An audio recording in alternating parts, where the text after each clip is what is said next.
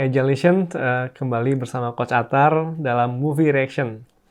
Sengaja hari ini gue pakai baju basket dari idola gue, yaitu Michael Jordan. Karena kali ini kita akan nonton film Air yang bercerita mengenai bagaimana Nike bisa berkolaborasi dengan Michael Jordan. Yang kemudian kita kenal dengan brand sepatu Nike Air Jordan atau Air Jordan. Perlu kita ketahui bahwa Nike zaman dahulu tuh nggak seperti Nike sekarang, yang sudah menjadi merek terkenal. Bahkan katanya Jordan nggak suka dengan brand Nike, sukanya malah sama Adidas. Sekilas mengenai film ini, bintang utama dari film Air adalah Matt Damon sebagai Sonny, seorang talent scout atau pencari bakat. Dan berikutnya ada Ben Affleck sebagai Phil Knight. Dia adalah CEO dan co-founder dari Nike. Akan ada 3 scene dari film Air ini yang bisa kita bahas mengenai hubungan dengan tentu tema Agile.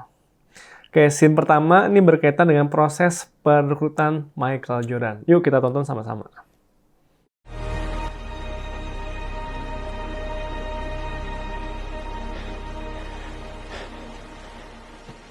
I don't want to sign 3 players.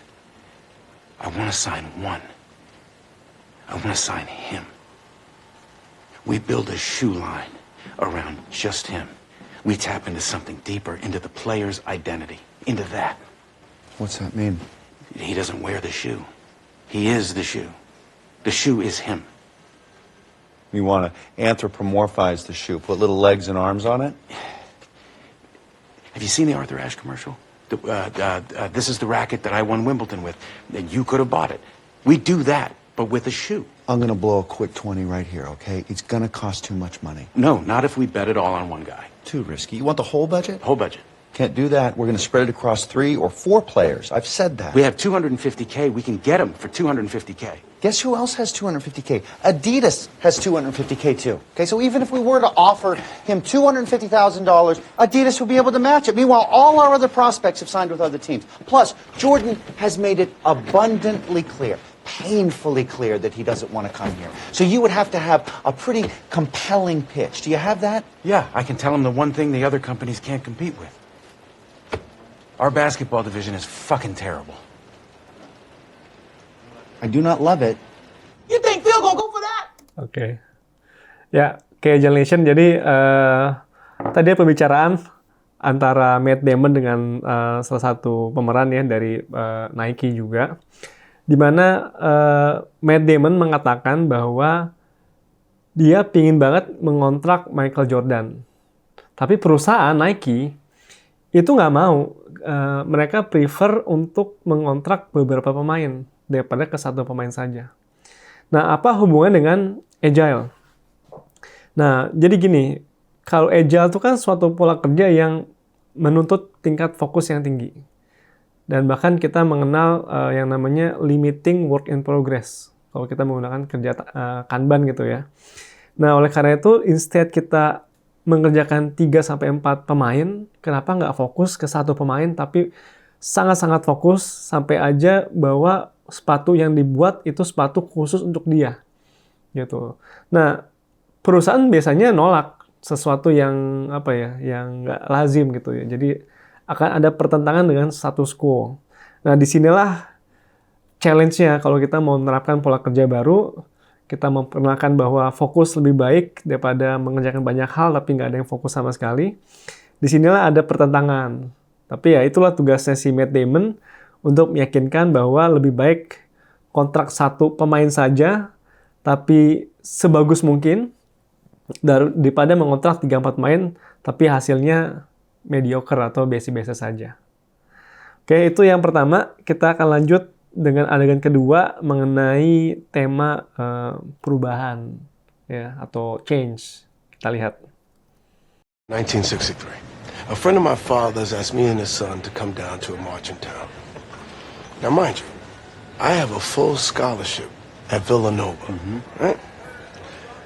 But I got this feeling. Don't know why. So I go. I get down there. One of the organizers see 2 6'4" black kids, and they're like, "Oh, do you guys want to help with security?" So now we're the fruits of Islam. take us down there. They throw us up on stage, right on the podium. There's cameras. One of the boosters has to be a Klan member. But this voice kept telling me I should stay. And I'm there 5 hours, and I'm just sweating like, oh. Then I saw the last speaker's speech. We walked off stage. I said to him, hey, that was the best speech I ever heard. He said, thank you, young man. He takes the speech, he folds it up, and he puts it in my pocket. Later, I'm looking for my favorite line. It's not in there. Then I notice the whole second half of the speech is completely different. What was the line you were looking for? I have a dream. Come on, get the fuck out of here. The I have a dream. You have that? Yeah. See, the first half, he noticed the audience wasn't with him.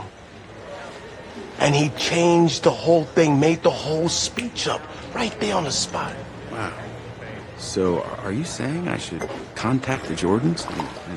Fuck no! You just fucking said that. No, but that's your voice. Your voice tells you to do stupid shit. My voice made me a part of history. Oke, Agent My voice made me part of the history. Kita dengarkan tadi ya bahwa temennya si Matt Damon cerita dia pernah ikut pidato dari Martin Luther King Jr. dengan pidatonya sangat terkenal yaitu I Have a Dream. Dan ternyata ketika dia ada di sana, dia diselipin kertas dari Martin Luther King Jr. mengenai isi pidatonya. Ternyata ketika dia cari, nggak ada tuh kata-kata I have a dream. Dan menurut dia bahwa Martin Luther King Jr. melakukan improvisasi di saat pidatonya. Karena apa? Karena pas paruh pertama dia berpidato, nggak ada yang dengerin. Dan di saat paruh kedua, baru dia melakukan improvisasi saat itu juga dengan membuat kata-kata I have a dream yang hingga hari ini sangat terkenal. So, poinnya apa sih dengan Agile? Ada prinsip Agile kedua, yaitu welcome changing requirements, even it's late in development. Agile processes harness change for the customer's competitive advantage. So, sometimes ide terbaik memang nggak bisa ditemukan sebelum dieksekusi. Sulit. Tapi justru pas eksekusi lah kita baru kepikiran apa yang mesti kita adjust yang dibutuhkan oleh customer kita. So, kata Steve Jobs, a lot of time people don't know what they want until you show it to them. So, buat Agile Nation yang baru belajar Agile, yang mencoba project dengan cara Agile, memang Agile tuh cara kerja yang embrace perubahan. Karena perubahan-perubahan last minute sometimes itulah ide yang paling fresh, ide yang paling dibutuhkan. Sayangnya kalau kita menggunakan pendekatan waterfall yang dimana semuanya harus well planned, semua lengkap di depan, perubahan-perubahan yang justru dibutuhkan itu ditolak jadinya. Dan kalaupun diaddress, biasanya prosesnya lama. Sehingga perusahaan biasanya time to marketnya jadi lebih lama dan nggak kompetitif. Karena kecepatannya rendah.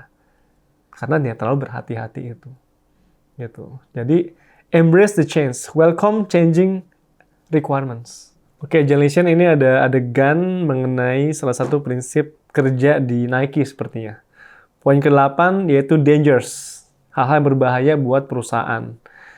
Ini ada birokrasi, personal ambition, energy takers versus energy givers, knowing your weakness, and don't get too many things on the platters. Ya, jadi ini adalah bahaya-bahaya ya yang harus dicermati kalau kita kerja bareng-bareng. Gitu. Nah, kita coba lihat ya apa yang terjadi di adegan ini. Personal ambition.